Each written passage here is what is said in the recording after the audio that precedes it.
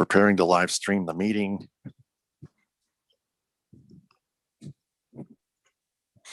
Guys didn't even need a password then, didn't you? Did you?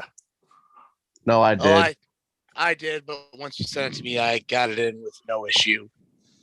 Yeah. Oh, okay. Same here. All right. Let's get to work. All right. Let's rock and roll. Mm-hmm. And welcome to another episode of the Michigan Sports Truth Podcast on Stables Media. Taylor Phillips, Ed Smith, and Frank Vashner here.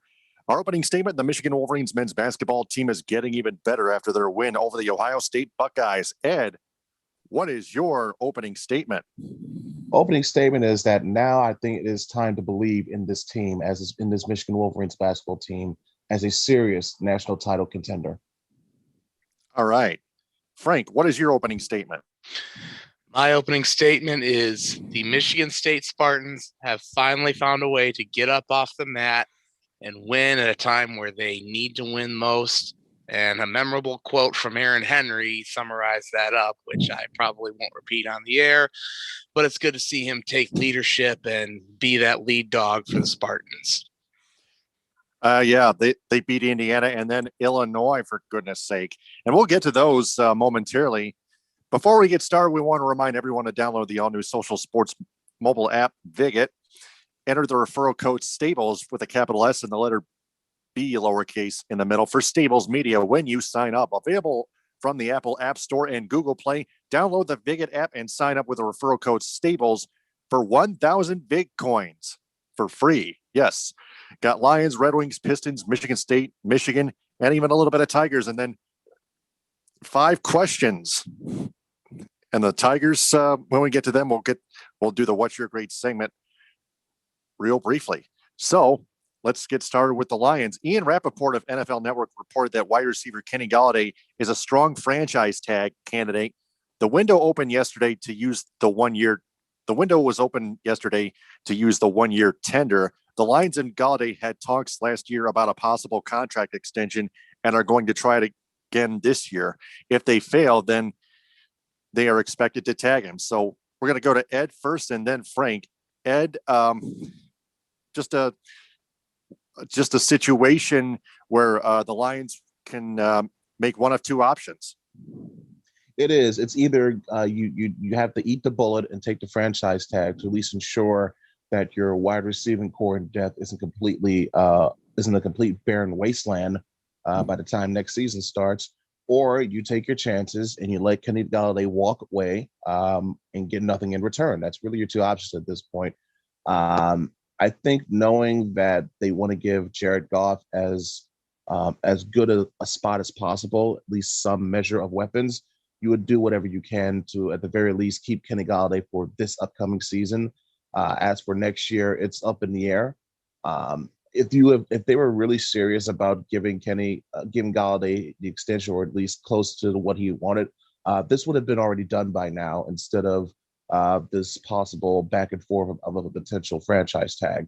So I don't know if you want to blame the Lions side on this, or if you want to think that Galladay deserves some culpability here. But this is not a brightly managed situation, whether it was by the old regime or the current regime. And it needs to get rectified sooner rather than later, because you don't want this hanging over your head throughout all the training camp. So if I was the Lions, I would probably lean towards getting the franchise tag, because again, you don't want Jared Goff to be completely on an island by himself here.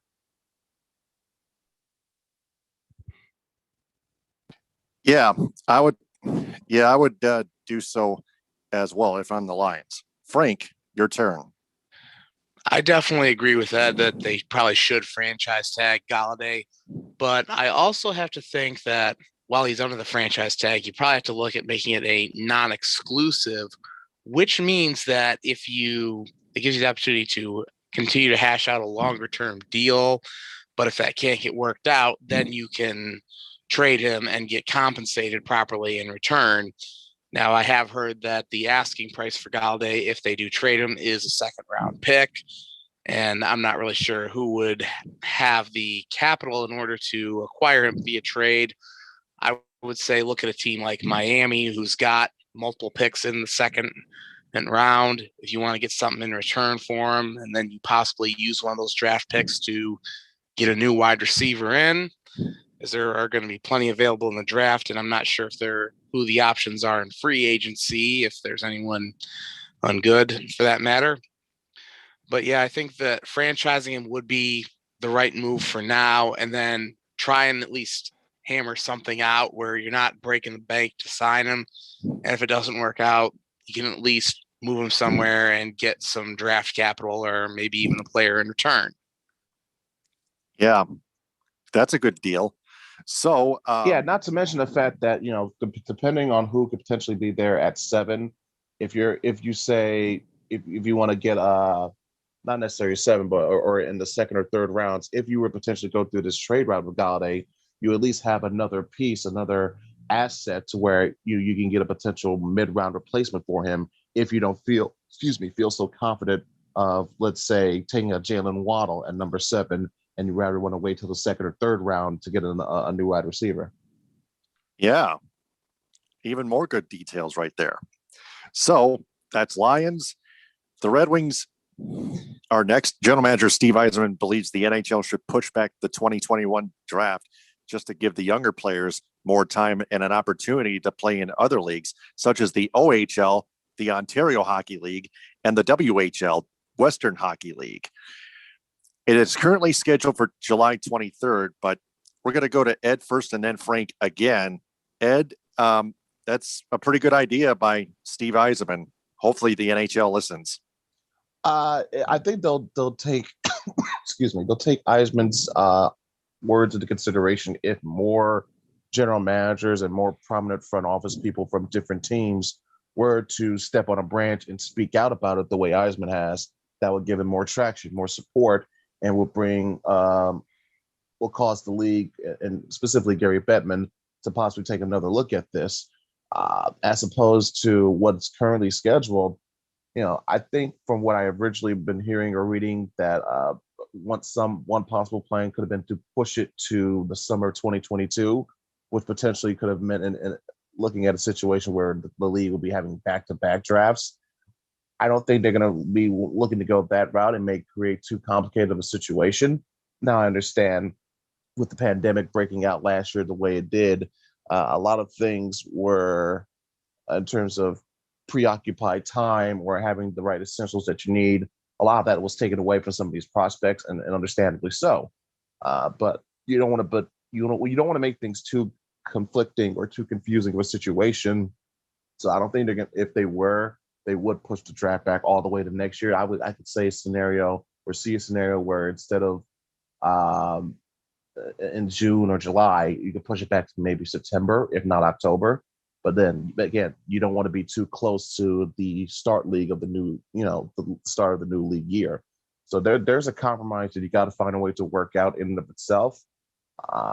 Again, I don't think they'll if they do pull it back or push it back, it won't be all the way till next year. So I'm not sure if that's what Yzerman wants, or if he wants a short time frame. That's yet to be revealed or discussed. All he said that he wants it pushed back. To what extent, we don't know for certain. Nope, we don't. Frank. I mean, I definitely agree with Yzerman from the point where you want to push the draft back in order to evaluate guys that are playing in the O and the Dub, because their seasons haven't started yet, and you're probably not going to be able to get a good enough look at them by the time they do, because obviously the Q and NCAA will be in full swing. I think NCAA will be in postseason action by that time. So I can't really blame him for wanting to push it back. As for how long it should be pushed back, I'd say August or maybe September at worst, because I think you also have to consider when free agency starts, which I do not know if it'll start on July 1st like normal, since the season will be done by then, because last year it didn't open up until I believe it was October 1st, due to the pandemic. So I think I would still say have your draft before free agency, and I think you got to work something out with the Players Association where the new league year would probably have to start on, say, somewhere mid-August, is if you want to push it back enough so that way you have enough time to evaluate all your guys you're planning on drafting or bringing in for interviews and things like that. There's a lot of moving parts to this, but I would say move it back to August. Don't move it to next year, because that's just going to open up a whole nother can of worms. Right. So, yeah, that's those are all the good options there. We'll see if the NHL listens. Like I said before, Red Wings lost to the Florida Panthers 7-2, and then they beat the Florida Panthers 2-1. Nice recovery after that route loss. Matthias Brome, first NHL goal. His first NHL goal. Patrick Nemeth, first goal of the season. Jonathan Bernier, 38 saves in that 2-1 win. Then they got blanked by the Nashville Predators 2-0. Matthias Brome, Alex Biega, and Danny DeKeyser and Franz Nielsen have all been put on waivers thus far. And the Red Wings play another game against the Predators Thursday night at 7:30. Then they got the Chicago Blackhawks at United Center Saturday at 8 and Sunday at 7. And then they got the Columbus Blue Jackets next Tuesday at 7 at Nationwide Arena in Columbus. And then a week from Thursday, they're at the Carolina Hurricanes at PNC Arena at 7:00. So we'll go to Ed and then Frank, like we always do or usually do. Ed, let's get to the players being put on waivers. Matthias Brome had so many opportunities, like Ken Daniels of Fox Sports Detroit mentioned, but he finally got his first goal. But they've all been put on the taxi squad. Biega, DeKeyser, Brome, and Franz Nielsen. Yeah, I think that's due to the fact that even though they were put on waivers, no one else or any other team wanted them or claimed them. So that's the reason why. It's basically an emergency situation if, say, for example, a player or a group of players aren't unable to be available for a brief amount of time, whether it be COVID protocol or whatever, most likely that, then you have someone from the taxi squad fill up, come in and take your spot.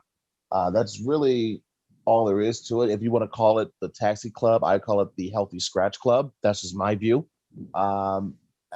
DeKeyser doesn't surprise me. He should have been gone years ago. That was just another example of Kenny Holiday doing his Breakfast Club loyalty boys a solid favor, and ended up hurting the team and the franchise in the long term.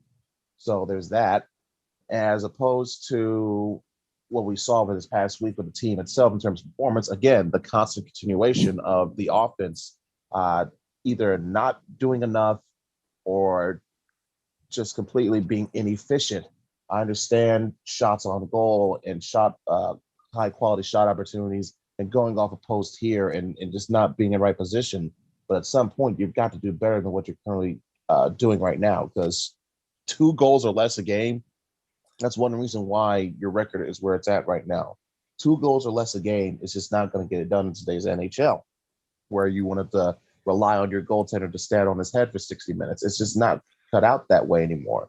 And if it's not the offense doing well on full strength, God forbid if it gets to the penalty or the power play, because they have been the absolute worst team out of all 31 in the entire National Hockey League this year when it comes to power play in terms of production, percentage, conversion, all of that. You look across the board, even advanced stats tells you the Red Wings are the worst.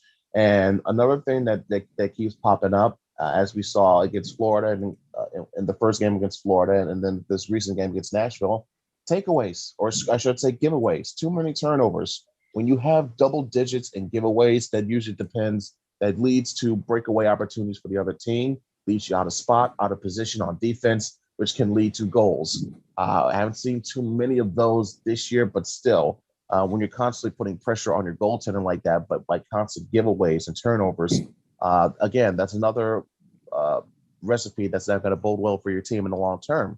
And as we've seen so far, between lack of offense, horrible power play production, and now with these giveaways, something that we saw at the beginning of the season, it goes to show that, if Steve Yzerman is keeping close eyes on this, he has to know that at some point, probably not in the middle of the season, but at the end of the season, that he has to move in a different direction on from Jeff Blashill. We're going to keep repeating this ad nauseum, but it has to be said. We tried to give the guy as much chance as humanly possible, but it just hasn't worked out. So now it's time to go in a different direction. Yeah, and like you pointed out, the Taxi and Healthy Scratch Club, yeah, it's kind of like that. It is kind of the same thing. And their power play, like you to your point, the Red Wings have been 0 for 30 over their last 36 on the power play. 0 for 36 over their last 36. They got the same amount of power play goals as you and me and Frank combined, and we're sitting here talking about them. Yeah. And turnovers, yeah. Too many turnovers, meaning that they're not coached enough by Jeff Blashill and his squad. Not even Dan Bilesma can coach them either.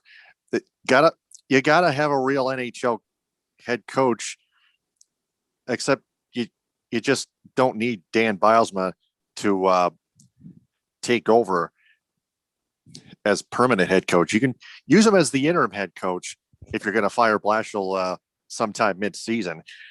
Frank, Ed made some good points. What say you? Yeah, I happen to agree with Ed 100% on everything with lack of production, turnovers, and all that good stuff.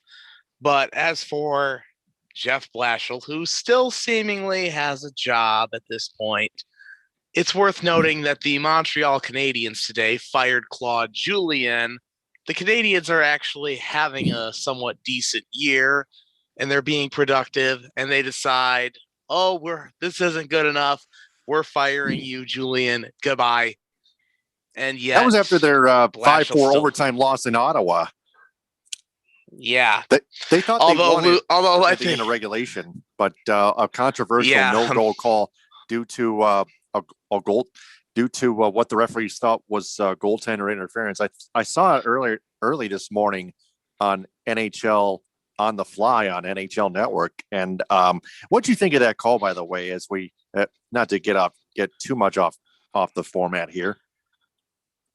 I would have to see it for myself in order to know what happened, because I had to be to work this morning.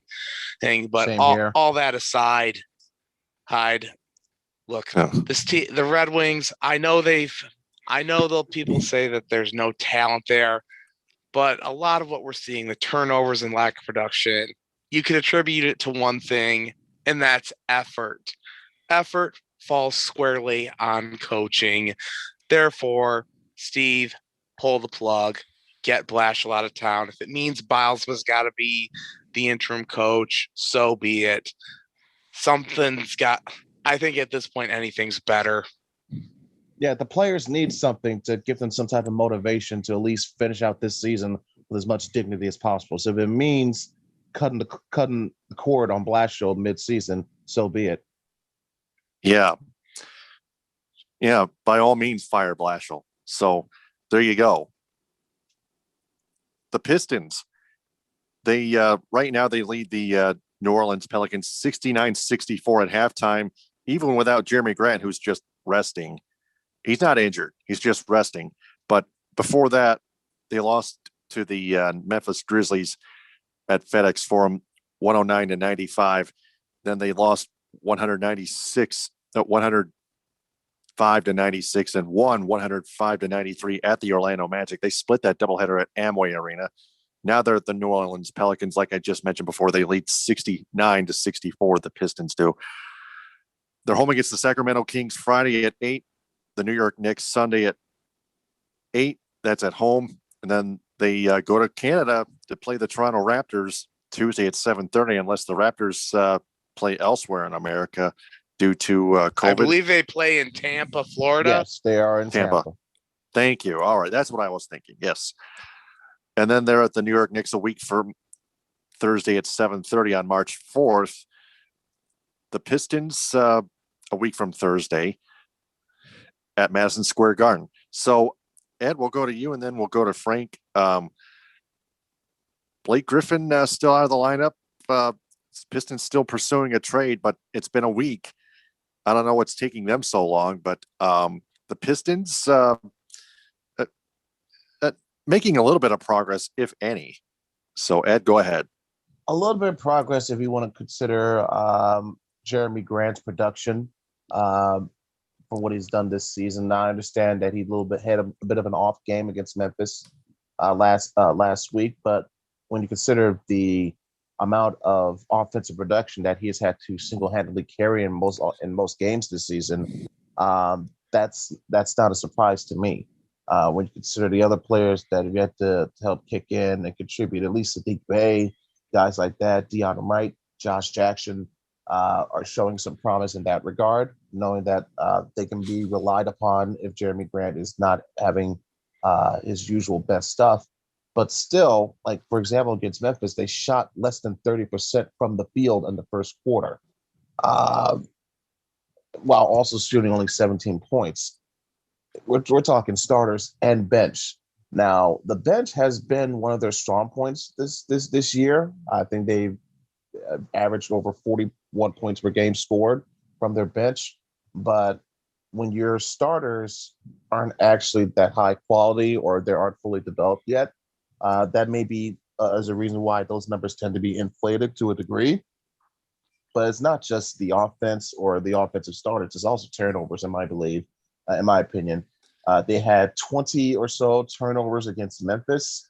They had 15 turnovers in this last game against Orlando. Granted, they won, but still, double-digit turnovers that nears the high teens and almost 20s. It's just ugly, ugly basketball. It's going to lead to bad spots for your defense where you're giving the baskets ad nauseum. And when you can combine that with the fact that they just weren't able to slow down John Morant or anyone else on Memphis' side of things in the second half, they gave up 21 points to John Morant in the second half alone. Jonas Valanciunas had a double-double, 17 and 15. That's just not going to get it done here. I understand that some of these players may not be adverse or well experienced when it comes to that, but you don't want to use that as an excuse when you consider the fact that this is a full grind of a season. Everybody's going to do the same measures as you are right now, and it just comes down to the talent or lack thereof that you have on your team versus what the rest of the league has, and you're seeing the dividends. Now, as it approaches for what this means for the future, hopefully they don't get screwed again when it comes to the draft lottery, is all I'm saying. So there's that. Right. To sum it all up in two other words, not enough. Or three other words, not good enough. Frank, now it's your turn. What say you about the Pistons? And by the way, Dylan Wright will miss at least 2 weeks with a grade 2 groin strain. So, Frank?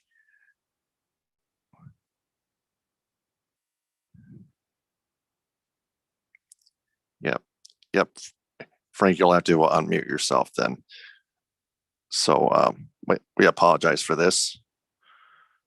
Frank's on mute here. Frank, you're muted. Okay, sorry about that. Anyways, what I was saying is, I think what my big thing with the Pistons this year is, even though their record has not been good, they're at least competitive, and you're seeing effort out of the guys.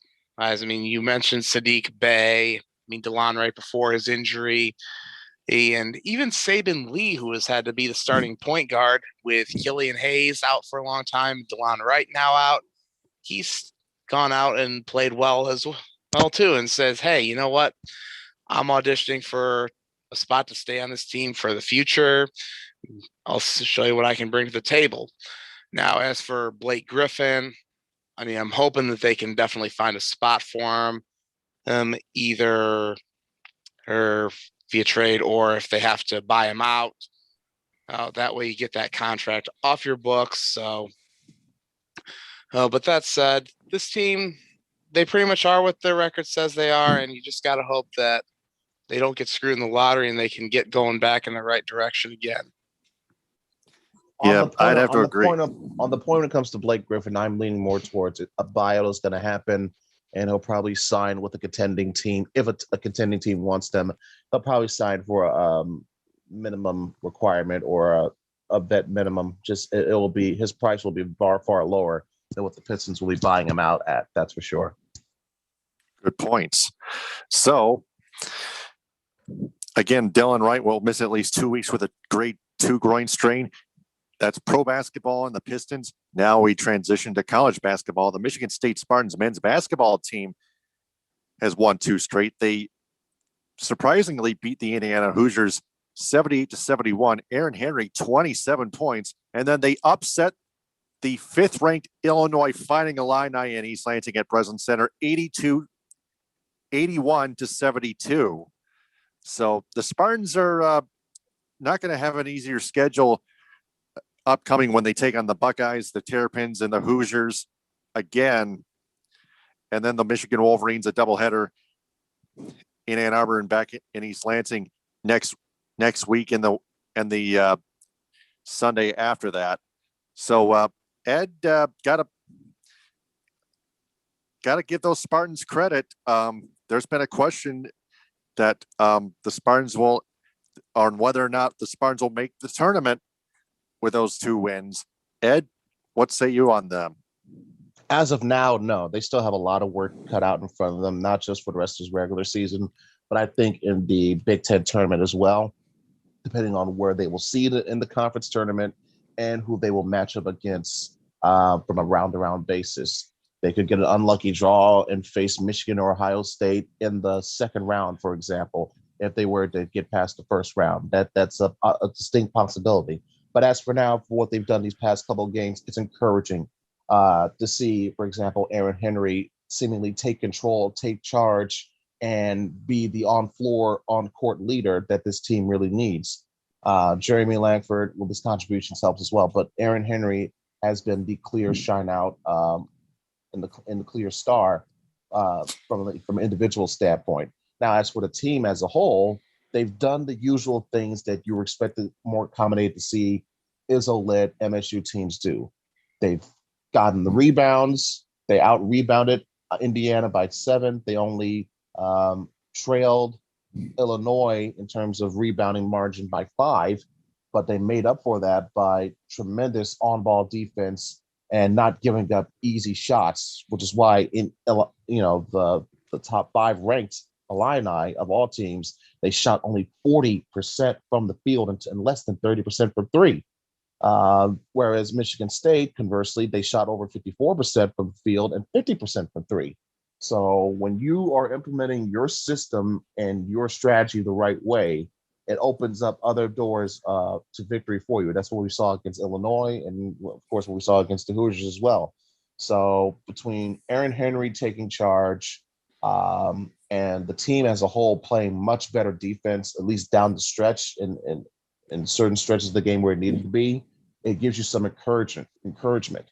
But with the schedule that still remains, that you still got Maryland coming up, you got Ohio State coming up, and not to mention, oh yeah, by the way, there's still Michigan on the horizon for you.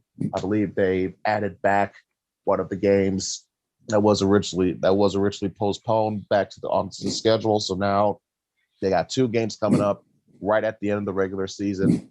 One on the 4th of March, the other will be on the 7th, 3 days later, at a time to be determined. But again, that is your litmus test. That is your home stretch of where you got to prove yourself, not just to your coach and coaches, to yourself, but also to the selection committee, because they're going to be keeping an eye and keeping wonder like on MSU as one of these potential final bubble teams if they go on the run that most are hoping that they go on. So there's still a lot on the table here still. But you are encouraged to a degree by what you saw this past week. Yeah. Frank?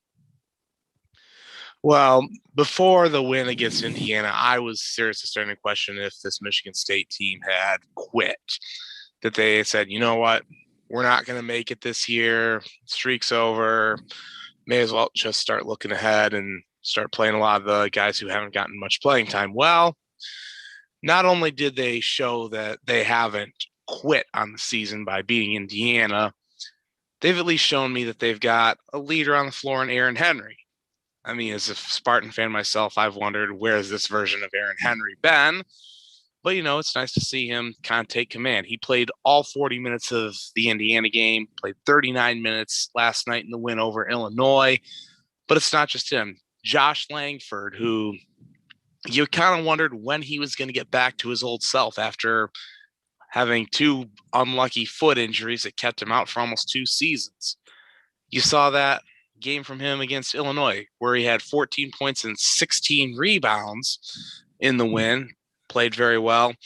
And also defense as a whole, they did very well against Indiana, also against an Illinois team that's got very good offense. They managed to shut down Io DeSunmo, who is a player of the year candidate in the Big Ten.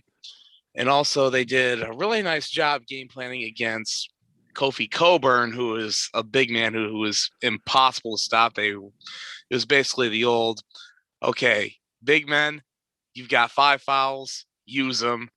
And they managed to make it work as Illinois struggled at the free throw line mightily. And that just shows what happens when you struggle at the free throw line. You don't win basketball games. Going forward, they have their work cut out for them. They have to play Ohio State tomorrow night in East Lansing, Maryland on Saturday. And then they've got Indiana at home as well, and plus 2 games against Michigan. The opportunity's there. I still fully believe that they've got to win out the regular season and possibly get to the semifinals of the Big Ten tournament. And so there's not a lot of room for error, but if these last 2 games have shown me anything, this team knows that it's put up or shut up time. And if you're facing them, you better be expecting a fight. Yeah. So we're going to, speaking of the Michigan Wolverines, they put up a good fight against the Ohio State Buckeyes, and they won 92-87 in Columbus. The first win in Columbus for Michigan in 7 years. Hunter Dickinson in that game, 22 points. Michigan's got Iowa. They're at Indiana, and then home against Illinois before taking on the Spartans in that doubleheader, like we mentioned before, on the 4th and the 7th of March. Ed, we'll start with you again, and then we'll go to Frank. Ed, first off, let's recap that Buckeye win. Again, Dickinson was the centerpiece, but they worked as a team, baby. Absolutely. Between Hunter Dickinson with 22 points and 9 rebounds, getting what he wanted in the paint, taking what the defense gave them, saying, if you're not going to double team me, just feed me the ball and I will feast on you fools. And that's what happened. Even when he did get double teamed, he still found a way to produce. Not just that, you got 17 points by Eli Brooks. You also got a couple of big baskets, big 3-point baskets by Dwayne Washington, as well as a key layup by CJ Walker late in the game as well. Sean D. Brown, he came off the bench. He had 15. And even Isaiah Livers had a quiet 12 points as well. So when you consider everything else, this was an absolute team effort. And against the caliber of team that they were going up against, I thought they more than held their own. You knew what you were expecting coming into this. It was going to be a battle. It was going to be a knockout, drag-them-out fight. There have been a lot of talk and chirping from the fan bases saying, oh, you're scared to play us, you duck this and whatnot. Well, a lot of mouths got shut up on Sunday. I think it's good to see. You can make an argument that this was on the level of impressive performances with both of their high key wins against Wisconsin. When you consider the fact that they had to bounce back from a huge deficit in their second game against Wisconsin after a 3-week layoff as well. And now when you have Hunter Dickinson commanding the attention that he has inside the paint and at the rim, that's only going to leave open high quality shots for your shooters. And that's what we saw. So that's a very efficient formula that the Wolverines are going to be looking to exploit from this point on. And again, it gives more credence to not just Juwan Howard as the head coach, but what he has done in allowing and keeping all of his coaches in line and involved with the game plan to help spread out with the strategy to make sure this team has been as an efficient a machine as we have seen in a long, long time, even under John Beilein in his best years. So it's the right momentum that you need coming up upon the end of the season, but they can't get too complacent now because you got a big, big matchup with Iowa and Luka Garza coming up very shortly. Yeah, and that game starts Thursday at 7 on ESPN. Frank, you're up next. Just a big win for Michigan.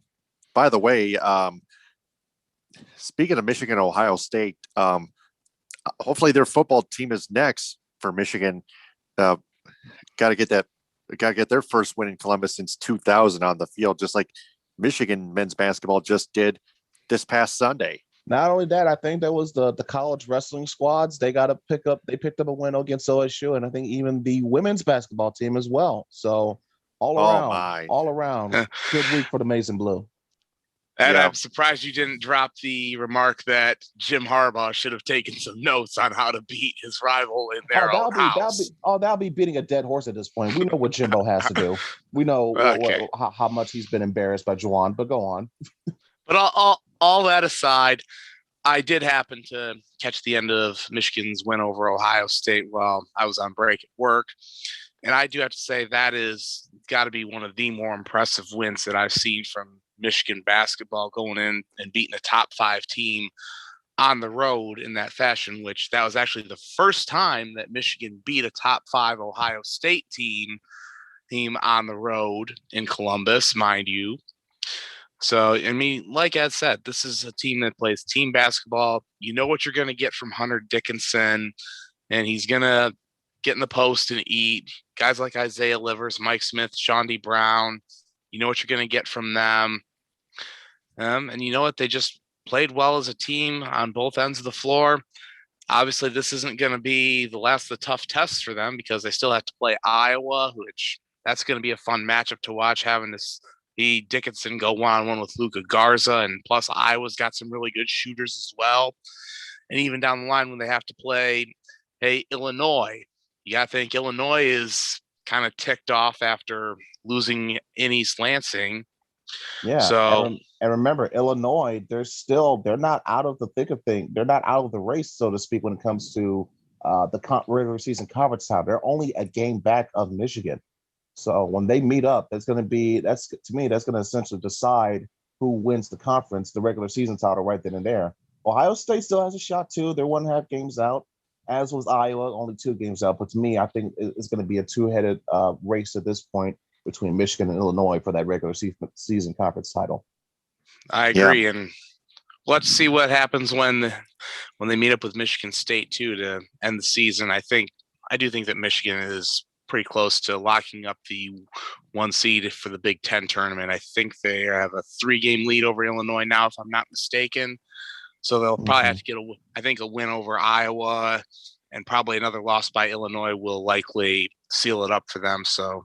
Well, forget about just the Big Ten conference number 1 seed. We got to talk about the national tournament, because outside of Baylor and Gonzaga, it's hard to find another team that's been better than Michigan, considering they just went in and beat the head up other team that was just beneath them for potential number 1 seeds in Ohio State.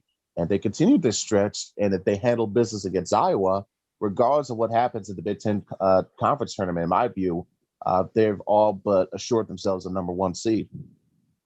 Yeah, the competition's heating up. Well, Ed, one thing I did want to ask you is, let's say Michigan ends up getting the number 1 seed in the Big Ten tournament. If you're Juwan Howard, how much emphasis do you put on winning the conference tournament, realizing that, hey, we're probably going to be a 1 seed anyway, regardless of what happens? Is that a tournament where we say, yeah, let's go out, win some hardware, or we say, you know what, let's save our stuff, huff up potentially for the big dance that really counts? I understand the resting method in terms of keeping your players fresh and saving them from potential injury, especially, knock on wood, if you lose one of your key important players. But I think this also comes to making sure that their momentum and their rhythm isn't too knocked off. So I think knowing Juwan Howard, the way that he's been this season, he's going to let his players go out and do what they have to do to get these wins. And like you said, they're probably going to be a number 1 seed regardless. So why not go out there and keep up your momentum to put you in a good spot to where you know exactly how to resume where you left off at when you start the real tournament after the conference tournament. Yep. So after that Iowa Hawkeyes game, like I mentioned before, Thursday at 7 on ESPN, they're at Indiana Saturday at noon, home against Illinois Tuesday at 7. That'll be a good game between Michigan and Illinois. And then, like I mentioned before several times, the U of M MSU doubleheader on the 4th and the 7th of March. Now, as the Pistons and Pelicans remain tied at 89, the Tigers, we're going to go into the What's Your Great segment brought to you by the Viget app. The Tigers have signed pitcher Julio Taheren to a minor league deal with an invite to spring training.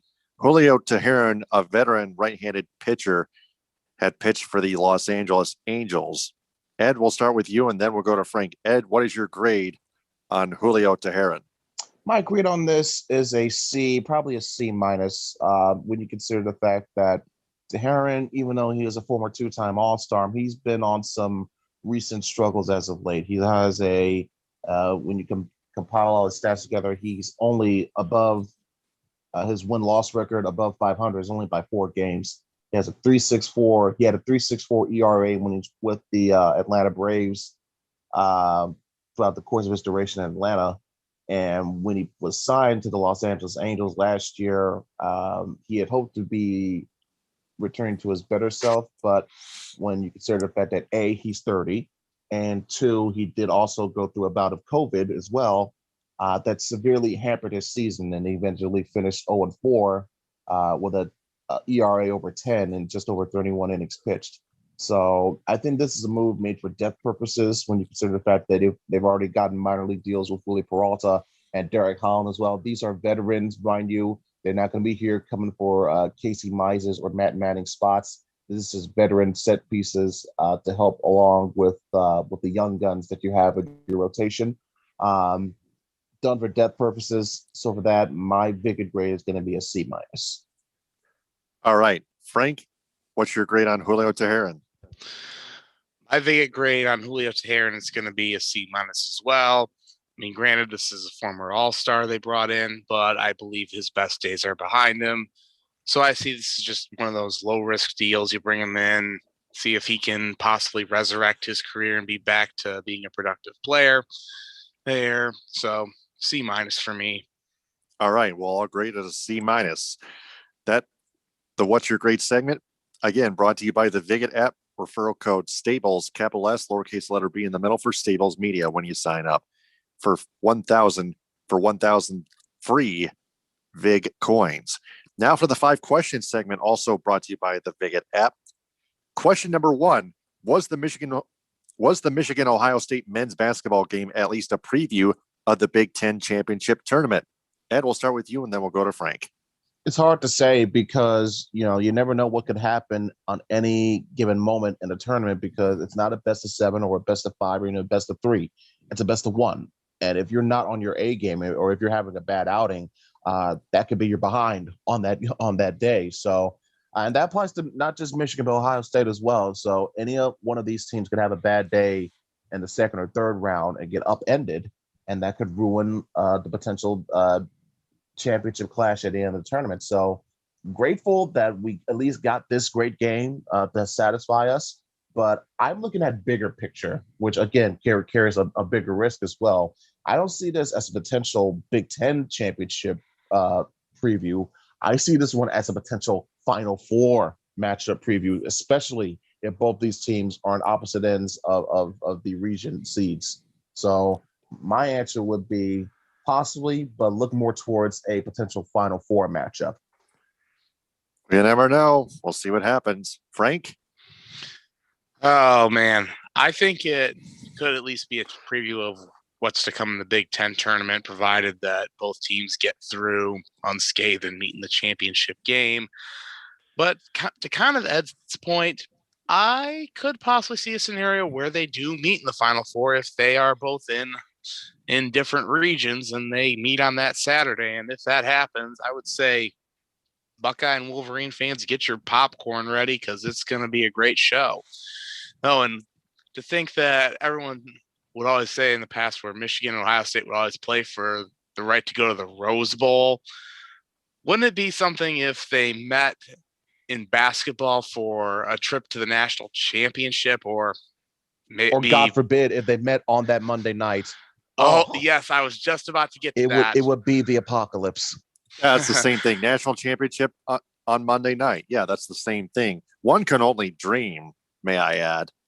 Yeah, but we'll there's a lot that's got to happen between now and then. So that's probably the dream scenario for both fan bases.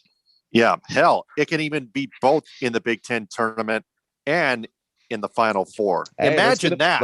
Let's get a best of 3. Why not? I think you saw. I think you saw someone from. You saw a similar effect when we saw Louisville, Kentucky. They met either in the Final Four or the national championship, and right. I think it was at Anthony Davis's one and done year.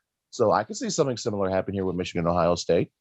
Third quarter just about to come to an end with 1.6 left, tied at 96. Zion Williamson just missed that free throw off the heel. Putback, no. Another putback, no. And that is the end of the third quarter, tied at 96 between the Pistons and Pelicans. So, yeah, we'll see what happens there. But best of 3, that would be fantastic and wishful thinking. But we don't want any of our players. We don't want any of their players fatigued. Think about that. I would say just one single game each in the Big Ten tournament and the national championship game. That would be my best wishful thinking. No, the best of 3 I made mention to their regular season matchup potential. And the potential matchups in the Big Ten Conference and possibly in the NCAAs. Yep, kind of. Question number 2: will the Lions extend or tag Kenny Galladay? Ed, we'll start with you again, then we'll go to Frank. Ed? I lean more towards tag, because if they wanted an extension, they would have gotten it done by now. So my answer would be franchise tag. All right. Frank, your turn. Which one will it be?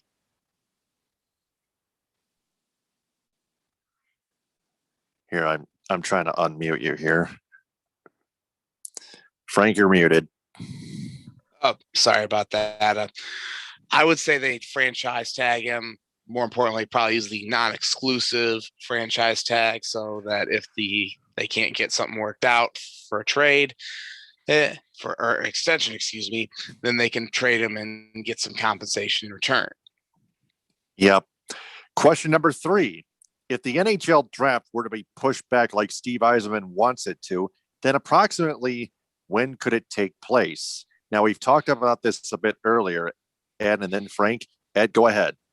Well, depending on, let's say, if the whole season ends on time and on schedule, as everyone hopes it could be, around June or July, then I could see them to accommodate some of these players or some of these GMs. They could push the draft back to September, if not October. But I can't see them going into 2022. I just don't see that happening. So my best bet would be early to late fall for the draft pushback. Yeah, sometime in the fall, or maybe in between early and late in the fall. Frank, your turn. You want to unmute yourself, please? There you go. Yeah. I mean, as I said earlier, I think that the best case scenario, they possibly push it to late July, maybe into August, worst case September. Or that's assuming that there's no stoppages due to COVID or anything like that. But I think they definitely want to avoid pushing it into next year, because that's just going to open a whole nother can of worms. So I think it's going to be on Gary Bettman and Bill Daly and the rest of the NHLPA to at least get something worked out where they can get it done in a timely enough manner. Deputy Commissioner Bill Daly, yes. So question number 4. Speaking of the Red Wings, could they use Matthias Brome from the taxi squad over Danny DeKeyser, Alex Biega, and Franz Nielsen? I would say yes, Ed. It's always possible, because they're there for a reason. Break glass in case of emergency scenario. If a player or players were seemingly unavailable for an undetermined amount of time, whether it be COVID or injury, whatever, these are guys you can pluck up from that roster. So I as a could they? Yes, if the situation depends on it. Yep. Frank? I would say yes, they should use Matthias Brome because Franz Nielsen can't produce anymore. And I would say also consider using Evgeny Svechnikov because they just recently recalled him from Grand Rapids and have him on the taxi squad. Yeah, absolutely. So why are they not at least giving him a chance to prove himself in game action? And I think from what you saw this year, he's performed not too better. He's not having oh my goodness, a breakout season, but he's performed a little better compared to what we've seen in years past. So I think he warrants a shot because he understands this could be his last chance. So why not give him an opportunity? Yeah, exactly. Definitely. Free Evgeny Svechnikov. That would be our hashtag from here on forward on Twitter and on Facebook. Question number 5. If the Pistons trade Blake Griffin, if and or when, who and or what could they get in return? Ed, we'll start with you again. I think it'll be a lesser version of what we got from the Derrick Rose deal. I think we may not get a player. If we do, we'll probably get someone that's going to be in the G League, and we'll get a unprotected second round from like 2 or 3 years down the road. That'll be my best guess. If this was, because this, what we've seen from the Clippers deal originally that brought Blake here to now is a complete regression in terms of his overall value. I wouldn't necessarily say his game, but his game has suffered to an extent where we don't see him be that explosive force at the rim anymore.